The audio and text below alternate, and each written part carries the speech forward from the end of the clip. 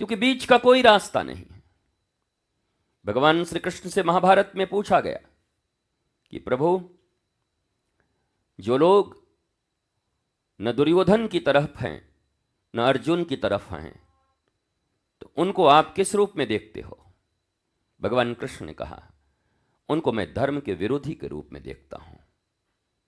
धर्म के विरोधी का अर्थात श्री कृष्ण सीधा सीधा कह रहे हैं कि मैं उन्हें अपने विरोधी के रूप में देखता हूं। क्योंकि श्रीमद् वाल्मीकि रामायण में भगवान श्री राम कहते हैं, राम विग्रहवान धर्म। राम ही विग्रहवान धर्म है, चलते फिरते धर्म है। और धर्म कुछ अलग नहीं है। वर्तमान समय में ईश्वर का जब अवतार होता है तो फिर अलग से किसी धर्म को जानने की आवश्यकता नहीं होती। फिर वो चलते फिरते धर्म वही होते हैं। खाता न बही और वर्तमान अवतार जो कहे वही सही। खाता न बही और हमारे गुरुदेव जो कहें वही सही। ये संभावनाएं जिनके जीवन में हैं वही श्रेष्ठत्व की ओर, वही अपने जीवन के ऊंचाइयों की ओर जा सकते हैं। पर जिनके जीवन में कभी उनको क्रोध, कभी उनका लोभ, कभी उनके मोह। धृतराष्ट्र में क्या खराबी थी? बहुत अच्छा आदमी था, बहुत प्यारा बंदा था, बस एक मोह दुर्योधन के प्रति, एक मोह। न एक बच्चों को बचने दिया। श्री कृष्ण से जो सेनाएं मिली थी उनको भी मरवा दिया। बताओ, श्री कृष्ण की नारायणी सेना थी। और नारायणी सेना भी अगर दुर्जनों की तरफ हो तो नारायण की सेना का भी विनाश हो जाता है। ध्यान रखना, ये बात सदा याद रखना। ये मत समझना मेरी तरफ तो नारायण की सेना है। अगर तुम दुष्टों के साथ खड़े हो, दुर्जनों के साथ खड़े हो, लोभियों के साथ खड़े हो, अगर तुम धृतराष्ट्रों के साथ खड़े हो, तो नारायण की सेना भी तुम्हारी हिफाजत के लिए होगी, सुरक्षा के लिए होगी, तो तुम बच नहीं पाओगे। इसलिए जीवन में तुम्हारे सत्संग और सत्कर्म ही तुम्हें बचाते हैं। कोई तुमसे पूछे कि तुम्हारा बॉडीगार्ड कौन है, तो सीने पे हाथ रखकर कहना, मेरे सत्कर्म ही मेरे बॉडीगार्ड हैं। तुम्हारा वर्धन करने वाला, तुम्हारा मेंटर कौन है, प्रेरक कौन है, तो तुम कहना कि सत्संग ही मेरा प्रेरक है, मेरा मेंटर है। और वो सत्संग जिनकी कृपा से मिलता है वही मेरे सर्वस्व परम धन है, क्योंकि वह मुझे मनुष्य से देवता की ओर ले जा रहे हैं। तुम्हें अपनी प्रायोरिटी चुननी होगी। तुम्हारे जीवन का सबसे बड़ा दुर्भाग्य है, तुम कभी अपनी प्राथमिकता नहीं चुनते। तुम्हारी प्राथमिकताएं मिनट मिनट बदलती रहती हैं। शाम को कुछ और रहती हैं, सुबह कुछ और होता है, दोपहर में कुछ और होता है। अलग अलग तुम्हारी भावनाएं हैं, अलग अलग छे तुम्हारे अंदर वृत्तियां। जो भी आ रहा है उसको बोलो चुप रह के आने के लिए। वृत्तियां हैं, और वो 6 वृत्तियां तुम्हें या तो पतित कर देती हैं या तुम्हें उत्थान की ओर ले जाती। तुम्हारी दृष्टि इधर होनी चाहिए। प्रधानमंत्री नरेंद्र मोदी जी भी आएंगे तो यहां आके बैठेंगे। तुम दृष्टि इधर रखो। तुम्हारी प्रायोरिटी अगर खराब हो गई, तुम्हारी प्राथमिकताएं अगर गड़बड़ हो गई, तुम चंचल चित्त के हुए, तुम्हारी आंखों पर तुम्हारा अगर कोई कंट्रोल नहीं है, तुम्हारे कानों पर अगर तुम्हारा कंट्रोल नहीं है,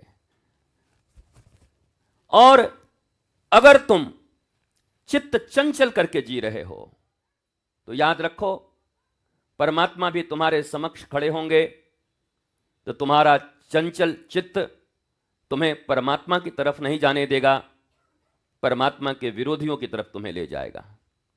मैं देखता हूं बरसों से, जब कभी जीवन में ऐसा अवसर आता है, मनुष्य को अपनी प्राथमिकता चुनने का कोई उपाय ही नहीं है, वो कोई उपाय ही नहीं चुन सकता। उसके आंख चंचल हैं, उसके कान चंचल हैं, उसके टांग चंचल हैं, उसकी सारी वृत्तियां चंचल हैं। और जबकि सत्संग के श्रवण के समय परीक्षित को गुरुदेव सुखदेव ने कहा, जितासन आसन जीत। अगर सत्संग के आकांक्षी हो, केवल दिखावटी सत्संग नहीं करते, अगर सत्संग भी तुम्हारे लिए कोई साधन न हो, सत्संग ये न हो कि मैं भी सत्संग में बैठा था, मैं धार्मिक हूं, अगर वास्तव में परिवर्तन चाहते हो सत्संग से, तो इस दुनिया में एक बार विवेकानंद, जापान उनका जाना हुआ बहुत कम लोग जानते हैं, डोंट टॉक। उसी समय सुनामी जैसी बड़ी भयंकर आंधी आ गई। कई लोग बैठकर उनके साथ योग कर रहे थे, भागे सब के सब, बोलो भागो भागो, बेसमेंट में भागो, बेसमेंट में भागो। घंटों बाद सारे घर द्वार उड़ गए, वृक्ष गिर गए, छत बिछत अवस्था हो गई। 1.5 घंटे के बाद जब सारे पुनः निकल के आए तो देखिए विवेकानंद जैसे के तैसे आंख बंद करके बैठे। बोला भैया पेड़ उखड़ गए, घर गिर गए, महात्मा तुम्हारा कुछ क्यों नहीं हुआ? विवेकानंद जी ने कहा, तुम बाहर विचरण कर रहे थे और मैं अंदर विचरण कर रहा था, तो बाहर की हवाएं, बाहर की आंधियां भीतर में स्थित और स्थिर मनुष्य का कुछ बिगाड़ नहीं सकती। वो क्या कारण है कि तुम 10 कंपोज की गोलियां खा के मर जाते हो? वो क्या कारण है कि तुम साइनाइड को यहां रखते ही समाप्त हो जाते हो? और वो क्या कारण है कि जिस वैद्य ने मीरा को जहर दिया बनाया, वो तो सूंघते ही मर गया, पर मीरा हलाहल विष पी के भी जिंदा रह गई। ये कौन सा कारण है? इस कारण का कोई ना कोई कारण तो होगा, कारण का भी कारण। ये कारण जानने का प्रयत्न क्यों नहीं करते? इसलिए मैं सदा कहता हूं, जहां रहो एकाग्रचित्त रहो। एकाग्रचित्त का अर्थ है चित्त एकाग्र, अर्थात चित्त में वही चीजें आएंगी जिसको एक को तुमने आगे कर लिया अपने जीवन में। एकाग्र का सीधा सीधा अर्थ है एकाग्र, एक को अग्र कर लेना। तुम्हारे जीवन में वो एक कौन सा अग्र है? लैला के लिए मजनू थी, सिरी के लिए फरहाद, धंधेबाजों के लिए पैसा, दलालों के लिए कमीशन, गुरु के शिष्य के लिए उनका परमिशन। बहुत सारी चीजें हैं, सबने कुछ न कुछ एकाग्र किया हुआ है। तुम भी जरा एक दिन विचार करना रात्रि में सोकर कि तुमने किसको एकाग्र किया है? पैसे को, प्रतिष्ठा को, किसी रिश्तेदार को, परिवार को, समाज को, राष्ट्र को, किसको किया है? गहराई से उत्तर प्राप्त करना और तब एकाग्रता की बात करना। ये अज्ञानी माताएं, अज्ञानी पिता बच्चों को लेकर चले आते, कहते गुरुजी इसका एकाग्रचित्त नहीं होता। अब इन दोनों से चंचल इस दुनिया में कोई नहीं है, उस माता पिता से। 2 चंचलों को मिलकर के एकाग्रचित्त पैदा करोगे तुम, महाचंचला होगा वो। 2 चंचल मिलके पैदा करेंगे किसी को एकाग्रचित्त, और हो भी जाए तब जैसे वहां हो गया हिरण्यकश्यप और कयाधु के घर में। कब हुआ? जब उन 2 में से एक एकाग्र हो गई। हिरण्यकश्यप तो एकाग्र न हुआ, वो भी हुआ एकाग्र, पर किसके लिए? प्रतिष्ठा के लिए। कोई नारायण नहीं, इस दुनिया का भगवान मैं हूं। कयाधु किसके लिए हुई? मैं किसी को नहीं जानती, मैं तो केवल गुरुदेव नारद को जानती हूं, अब जो ये करेंगे वही सही होगा। उन्होंने गुरु को एकाग्र किया, इसने अहंकार को एकाग्र किया, इसके पेट फाड़ दिए गए, अंतड़ी पचौनी निकाल ली गई, और कयाधु के गर्भ से भगवान विष्णु का सबसे बड़ा भक्त का जन्म हुआ, जो आज भी ध्रुव तारा के रूप में चमक रहा है और हम देख रहे हैं। अटल, अविचल, अखंड, अनंत, अविनाशी। तुम्हारे जीवन में भी ऐसा ही अविनाशी तत्व उतरना चाहिए। ये छोटे छोटे लोभ, ये छोटी छोटी बातें, यहाँ पैसा कम हो गया, यहाँ रुपया कम हो गया, हम पहले आए हमसे पहले नहीं मिले, वो बाद में आया उसको दे दिया, बड़े बड़े लोग लेकर के इनके लिए गिफ्ट आए उनसे मिल लिए, हम तो बेचारे पीछे ही खड़े रह गए। ये सब तुम्हारी ईर्ष्या की भावना और बड़ी क्षुद्र भावनाएं हैं।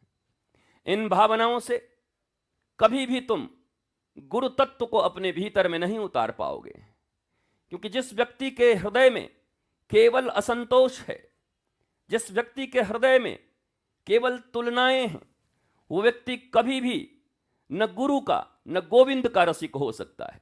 गुरु गोविंद के रसिक होने के लिए मान, अपमान, सम्मान, सामान, इन सब से, और अंतिम बात तो प्राणों से भी हाथ धोने की जो भावना रखता हो, वही गुरु का बच्चा हो सकता है और वही गोविंद का बच्चा हो सकता है।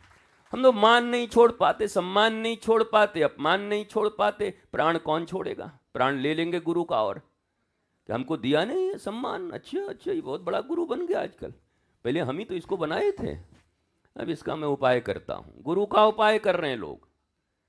गुरु सारी दुनिया का उपाय में लगा है कि तुम्हारे जो चंचल चित्त हैं वो शांत हो जाएं, दत्त चित्त हो जाएं, तुम मस्ती में आ जाओ, तुम आह्लाद में आ जाओ। पर मनुष्य ऐसा रावण है और मनुष्य ऐसा हिरण्यकश्यपु है कि वो नारायण और राम का भी इलाज करने में लगा रहता है। अच्छा, ये तपस्वी का बेटा, इसका इलाज मैं करूंगा। वैसा इलाज हुआ कि भगवान ने इलाज कर दिया 31 बाण में। वो आज तक इलाज है कि 1 लाख पूत 1.25 लाख नाती, ता रावण घर दिया न बाती। न कोई दिया जलाने वाला बचा, न कोई बत्ती जलाने वाला बचा, पर वो भी इलाज ही करने आया था भगवान का। ये जितने भी असुर हैं, ये सब भगवान और गुरु का इलाज करने आते हैं और इनका परमानेंट इलाज परमात्मा कर देते हैं, फिर इनको इलाज की जरूरत नहीं पड़ती। मत बिखरो, मत अपने मार्ग को भ्रमित करो। इस दुनिया में 2 ही चीज हैं, धर्म या वर्म। या तो तुम भ्रम में जियोगे या तुम धर्म में जियोगे। जिसके जीवन में भ्रम है वो धर्मवान नहीं हो सकता। मैंने कई बार कहा है, जहां शंका है वहीं लंका है, और जहां विश्वास है वहीं वृंदावन है। हम तो विश्वास के वृंदावन में रहते हैं, शंका लंका में नहीं रहते। मेरे प्यारे बच्चों, आज भगवान की बड़ी कृपा है, मेरे लिए भी प्रबोध दिवस जिसको कहते हैं, प्रबोध दिवस का अर्थ होता है कि मनुष्य को प्रबोध हो, मनुष्य को ज्ञान हो कि मेरे 1 वर्ष और चले गए हैं। लोग कहते हैं आज बड़ी प्रसन्नता का विषय है। मैं कहता हूं, अगर अज्ञानता में जिए तो आज से दुख का दिन सबसे बड़ा कुछ होगा नहीं। आज याद होगा कि 1 वर्ष मैंने यूं ही ऐसे ही गंवा दिए, बर्बाद कर दिया। किसी अच्छे व्यापारी ने अपने पुत्र को दिया 1 लाख रुपए की, बेटे इसको ठीक करके रखना, 5 लाख कर्ज करके वापस आ गया। तुम भी जरा सोचो। कबीर जैसे कहते हैं, चदरिया जस की तस धर दीन्ही, क्या तुम्हारे चादर वैसे ही जैसे लेके आए थे? परमात्मा ने जैसा निर्मल चादर तुम्हें दिया था वैसे ही चादर है तुम्हारे पास? क्या वही बचपन के परमहंस तत्व जो तुम्हारे भीतर थे, 1 ही मिनट में रूठना, 1 ही मिनट में मानना, न काहू से दोस्ती न काहू से वैर, मैया का आंचल ही सब कुछ, आनंदित थे, आह्लादित थे। पर बाद में आपके भीतर में पता नहीं कितनी कितनी चीजें घुसती गई, प्रवेश करती गई।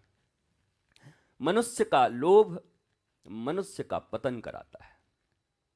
ये लोभ प्रतिष्ठा और धन का होता है, वो बहुत पतन कराता है। और ये प्राप्त नहीं होता, बल्कि जिनके जिनके पास प्राप्त थे ना, उनके छिन गए। रावण का छिना, दुर्योधन का छिना, हिरण्यकश्यपु का गया।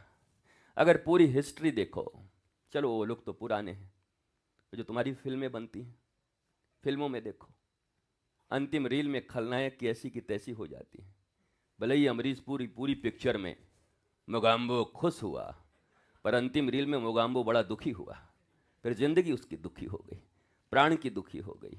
ये जितने भी खलनायक हैं, खलनायक, खल मतलब दुष्ट, जिनकी प्रवृत्ति दुष्ट है, वो 10-12 रील में आपको बड़े अच्छे दिखाई पड़ेंगे, पर बाद में उनकी जिंदगी कैसी होती है? क्या आप ऐसा ही जीवन चाहते?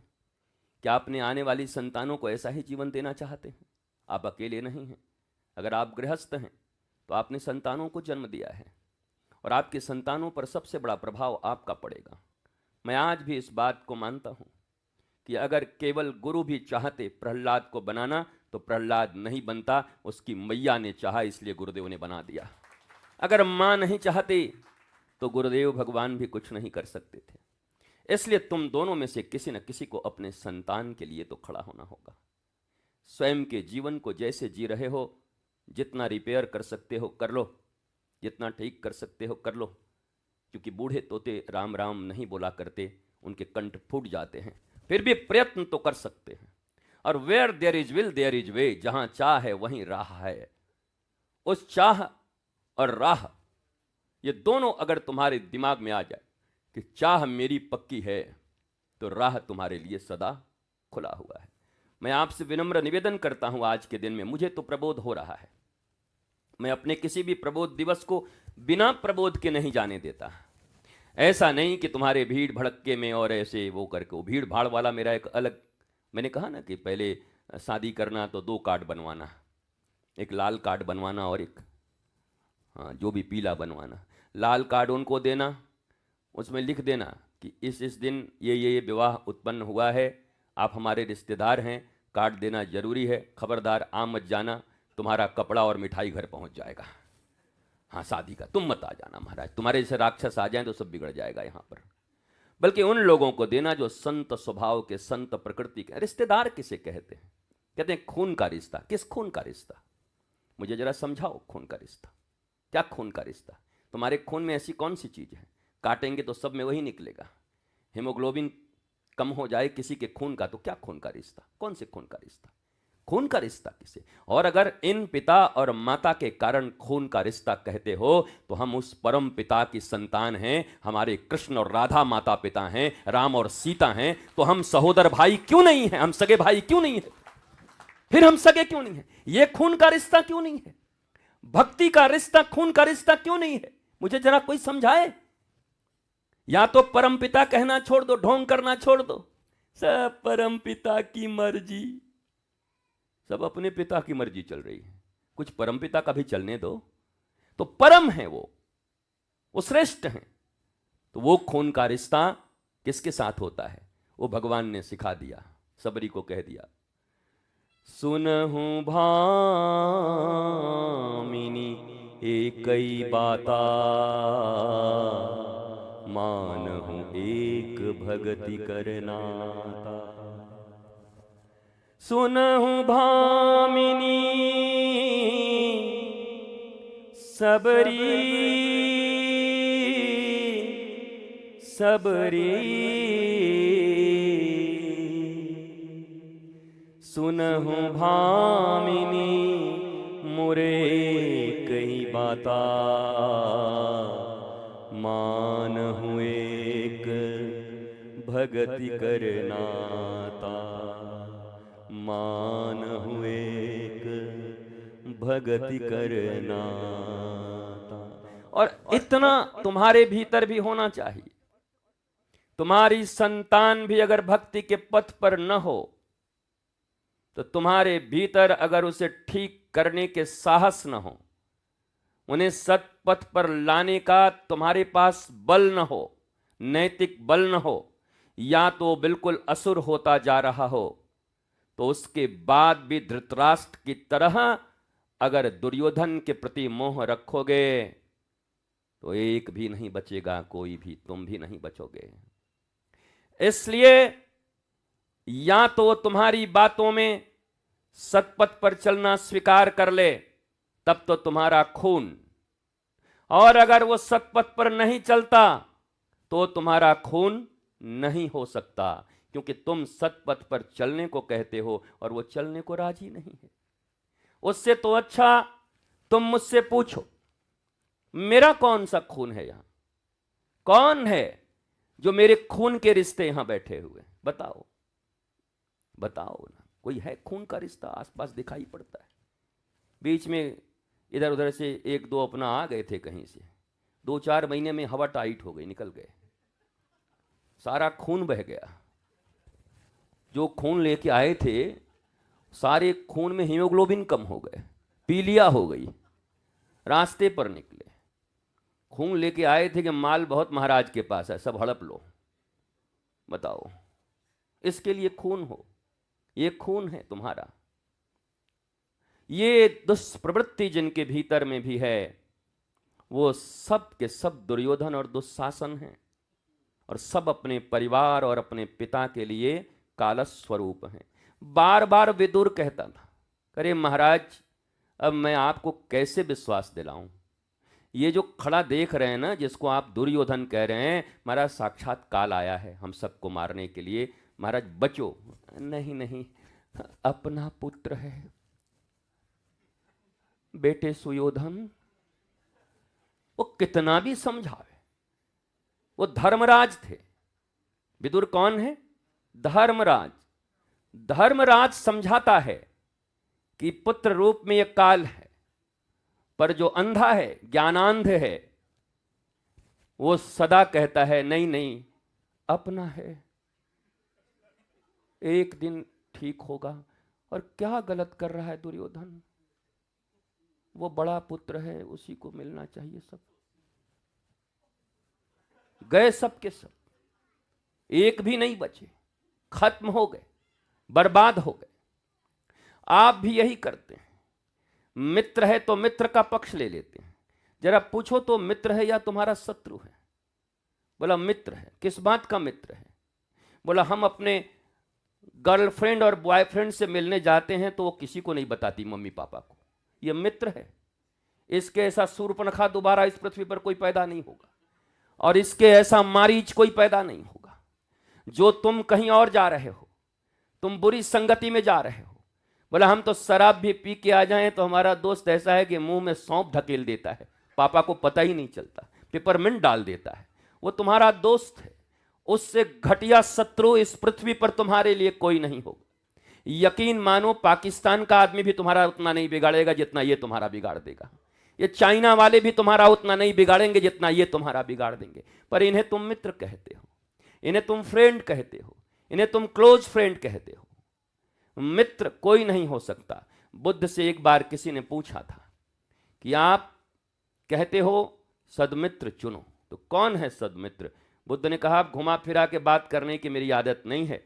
इस दुनिया में एक ही कल्याण मित्र है, और वह तुम्हारा गुरु। जो गुरु होता है वही कल्याण मित्र होता है। तथागत ही कल्याण मित्र होता है। कल्याण मित्र चाहिए हमें, हमें मित्र नहीं चाहिए। 2 रुपए के इत्र लाए, बन गए मित्र। तुम्हारी बुद्धि थी पवित्र, और उस पवित्र बुद्धि को जिसने खंडित कर दिया वो कैसा मित्र? बताओ। बिगाड़ दिए जिसने तुम्हारे चरित्र, वो कैसा मित्र? पर इन्हीं मित्रों की ज्यादा पूछ। आप किसी के विरुद्ध लगे रहो तो क्या जाके कहते हैं? दुश्मन का दुश्मन दोस्त होता है। ये दुश्मन का दुश्मन खोज रहे हैं। अब इनके लिए दुश्मनी परमात्मा करके बैठे।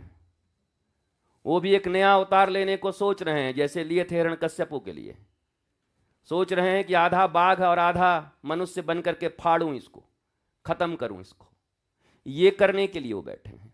इसलिए मेरे प्यारे मित्रों, मेरे प्यारे बच्चों, आप सब मेरे लिए बच्चे की तरह हो।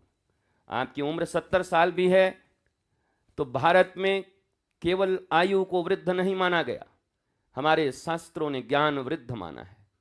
इसीलिए इतनी बड़ी मम्मी मैया देवहूति नीचे बैठी थी, और 5 वर्ष के कपिल सिंहासन पर बैठ करके उन्हीं के पुत्र गुरु रूप में अपनी मां को ही ज्ञान दे रहे थे। भारत सदा से ज्ञान को मानता आया है। भारत में ज्ञान ही प्रमुख है, बोध ही प्रमुख है। तो 70 साल से लेकर 90 साल और 5 साल तक के मेरे प्यारे बच्चों, कई लोग आरोप लगाते हैं, इनको तो देखो जितना जो आए इनका बेटा और जो आए इनकी बेटी, तो क्या बनाऊं? तुम ही बताओ।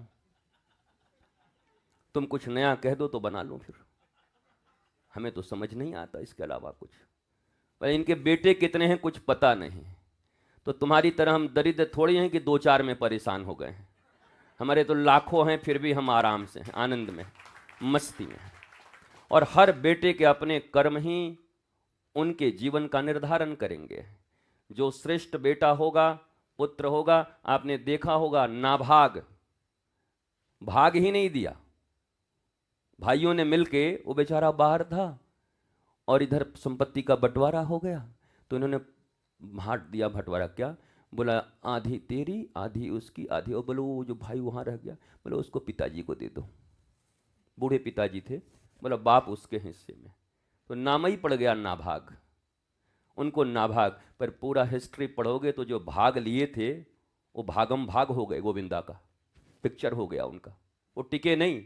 जो नाभाग था उनके खानदान में पृथ्वी के सम्राट और परमात्मा होकर के चले आया। बताओ, जिनको तुमने हिस्सा नहीं दिया, भाग नहीं दिया, तो इसी को कहते हैं मुद्दई लाख बुरा चाहे तो क्या होगा, वही होगा जो कृपा हनुमान जी का होगा।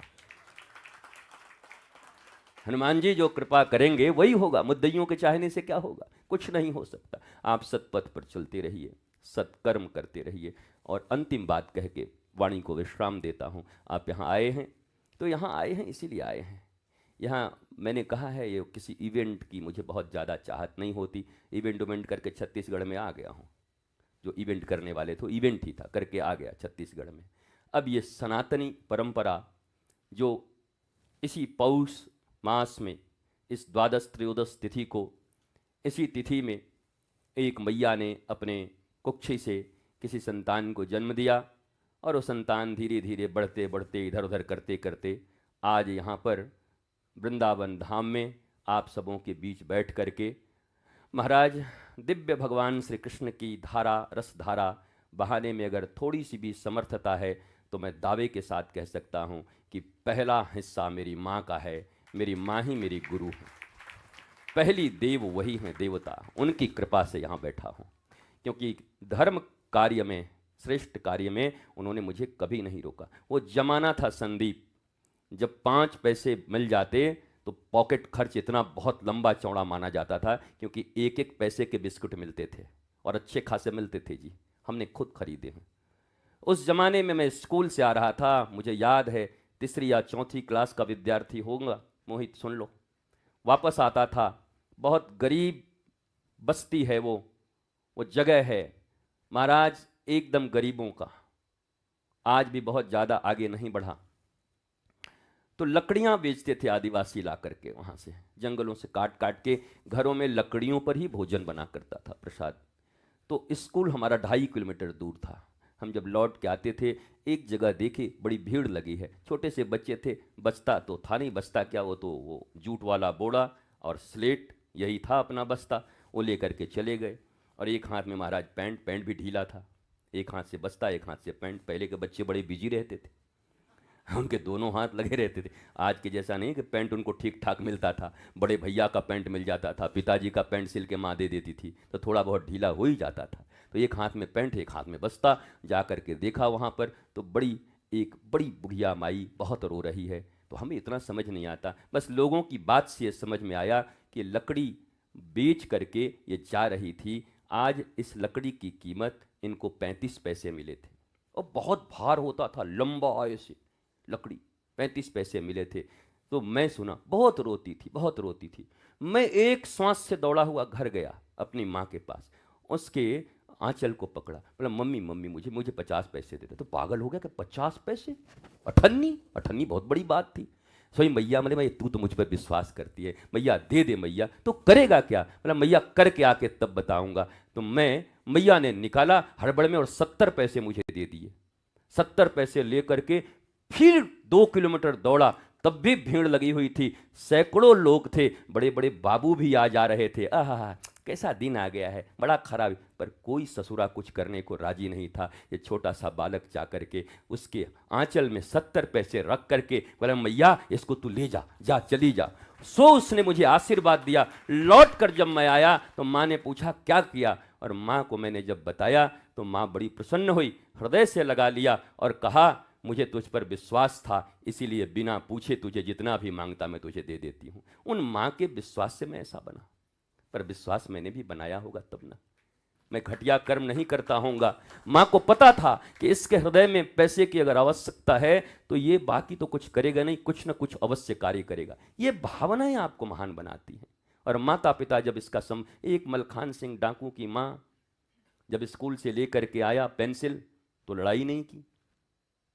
अगर झगड़ा कर देती, बेटे को मार देती तो नहीं बनता वो। माँ ने दूसरे से झगड़ा कर दिया तो मलखान सिंह बन गया बेचारा वो। और एक मैया ऐसी थी जो सत्कर्म में साथ देती थी। तो मैया चाहे, इसीलिए मैं मैया पर इतना ज़्यादा रहता। मत बनाओ लोभी अपने बच्चों को 2-4 पैसे, 10 पैसे, 20 पैसे के लिए, 100 रुपए के कारण, 5,000 के कारण, 10,000 के कारण इन बच्चों के चरित्र ऐसे बिगड़ेंगे ना कि ये सबसे ज़्यादा दुख तुम्हें ही देंगे। जैसे जैसे बड़े होंगे, तुम बूढ़े होगे तो तुम्हें ही तकलीफ देंगे। तुम याद रखना, तुम्हारी धज्जियां उड़ा देंगे ये, क्योंकि तुमने इनका चरित्र जैसा निर्माण कर दिया है। उस आग में, आग जब लगती है ना तो आग थोड़ी पहचानती है कि अपने का घर है कि पराये का घर है। आग तो सब जला देगी। आग अगर पहचानती तो नोट नहीं जलाती, और कूड़े कचड़े जला देती तो घर भी साफ हो जाता। आग तो नोटों जला देगी, तुम्हारा सब जला देगी, कागज पत्र जला देगी। तो ये जो आग लगा रहे हो अपने बच्चों के भीतर में दुश्चरित्रता का, कहीं ना कहीं से कुछ बेईमानियां सिखा रहे हो, उनको ढीला छोड़ रहे हो। ये अपने अपने घर में आग लगाने की तैयारी तुम कर रहे हो। मस्त रहो, स्वस्थ रहो, आनंदित रहो, आह्लादित रहो। तुम्हारे भी प्रबोध दिवस जब आए तो अपने आप से प्रश्न करना कि बीते हुए 1 वर्ष में मेरे भीतर कोई प्रबोध आया कि मैं जैसा ढपकोंची लाल था वैसे ही ढपकोंची रह गया, कि कुछ मेरे भीतर में बुद्धिमता बढ़ी, कुछ विवेक बढ़ा, कुछ मेरे समझ बढ़े। क्या मेरी दृष्टि अब कुछ क्लियर हो रही है? क्या मैं अब भगवान की तरफ जा रहा हूँ? क्या मैं अब सत्य की तरफ जा रहा हूँ? क्या मैं पहचान चुका हूँ कि एक दिन जैसे ही ये आँख बंद होगी ये सारा कुछ मेरे लिए समाप्त और मैं सबके लिए समाप्त। और वो आँख बंद होने की तिथि भी मालूम नहीं है और आँख बंद होने का समय भी मालूम नहीं है। वो अभी है 1 मिनट के बाद कि 10 साल के बाद है, ये किसी को ज्ञात नहीं है। ये आँख बंद होते ही मूंद हूँ आँख कतहूँ कुछ नाही, न कोई परिवार, न तुम परिवार के, न कोई दुनिया, न कोई भारत, न कोई ये, न कोई वो, कुछ बचेगा ही नहीं। तुम समाप्त और तुम्हारे लिए सब कुछ समाप्त। इसके लिए इतनी फ्रॉडिज्म, इसके लिए इतना झूठ कपट, इतना व्यवधान क्यों, किस लिए कर रहे हो? क्या मिलेगा?